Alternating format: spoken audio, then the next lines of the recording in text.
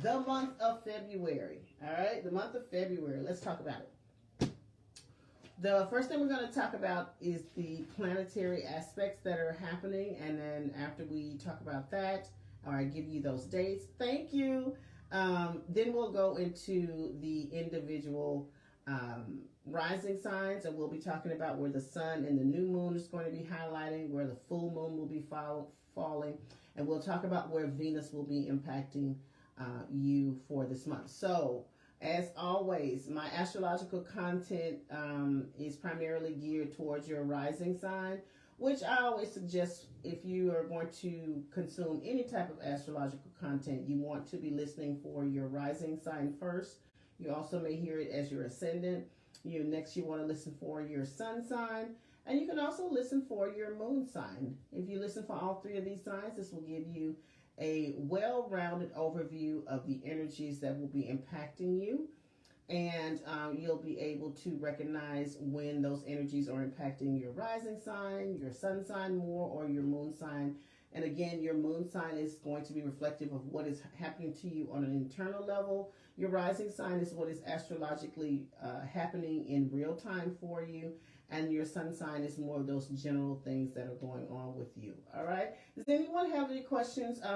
Before I forget, if you do not have your rising sign, you can go online and you can Google it at, you can put in free birth chart calculator or free natal chart calculator.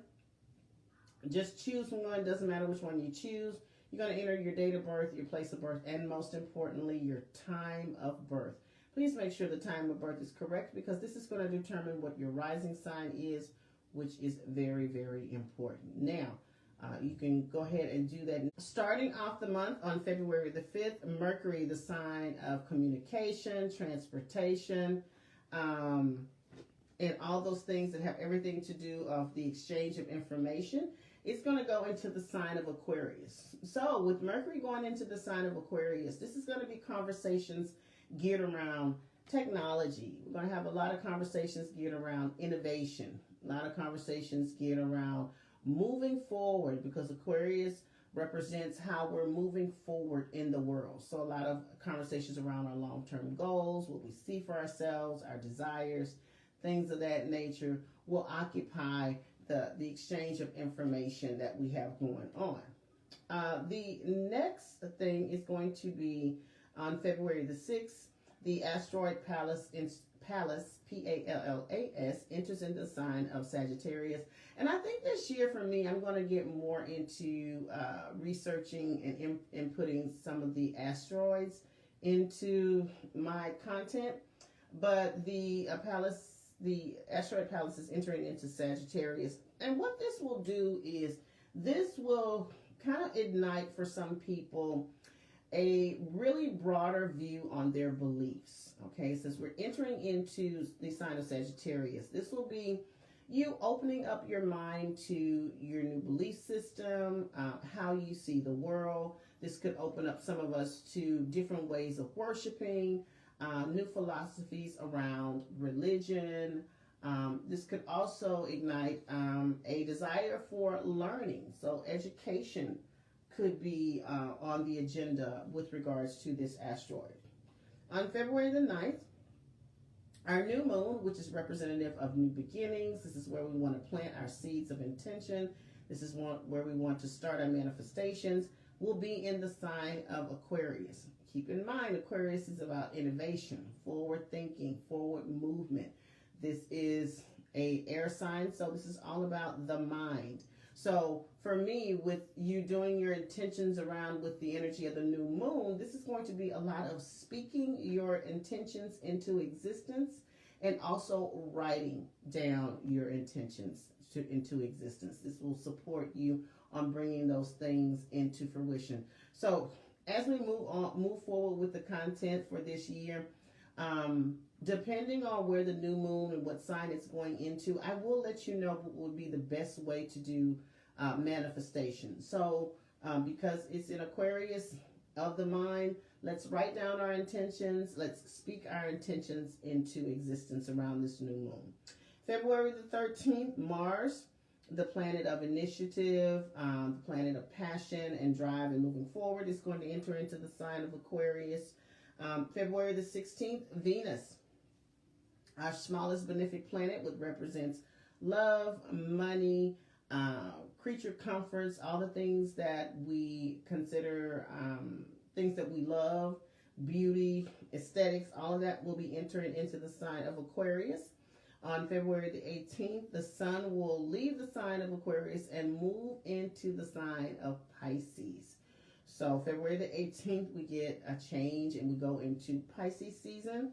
February the 23rd, Mercury leaves the sign of Aquarius and goes into the sign of Pisces. Now, Mercury in the sign of Pisces is not necessarily the best placement for Mercury, because Mercury is the planet of the mind, and Mercury is the planet of the details. So Mercury wants to know everything there is to know about any and everything. It is very particular about the information that it receives, the information that it puts out, the exchange of information, and it wants to know how everything works in great detail. Now, when you take a planet that is so analytical like this and you enter it into the sign that is like Pisces. First of all, Pisces is a water sign. And for me, Pisces is the most intuitive, imaginative, and dreamy sign of the zodiac.